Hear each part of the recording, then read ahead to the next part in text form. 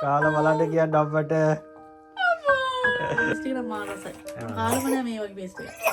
ආයි කට්ටියට කොහොමද රස කෑමක් හදන්නයි යන්නේ අද ඔන්න එහෙනම්.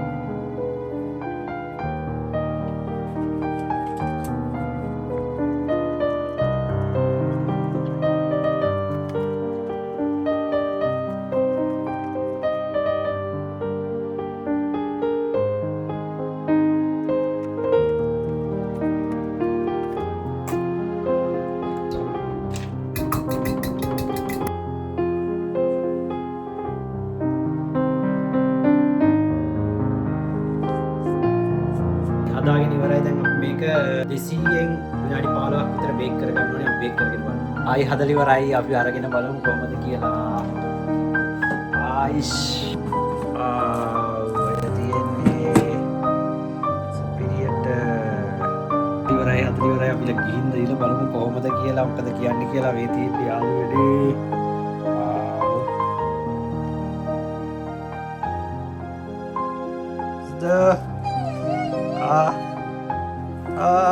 අම්මෝ. කාලා බලන්න කියන්න අපට. අපට කාලා බලන්න කියන්න. සසයිද කියලා. සසයිද කියලා කාලා බලන්න කියන්න අම්මට. අම්මේ මට කන්න පුළුවන්. අම්මෝ. මේ රසට පේස්ට් එක මම කාලව නෑ. එහෙමද? අර එකක් මැදින් කඩ.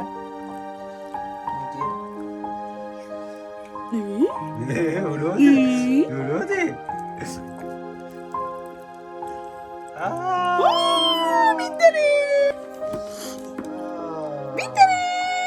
පේස්ට් එක නම් මා රසයි. කාලම නෑ මේ වගේ පේස්ට් එක.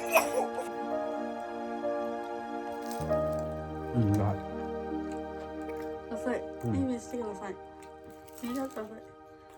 අම්මේ මට කන්නත් ලෝබයි මේක විදියට.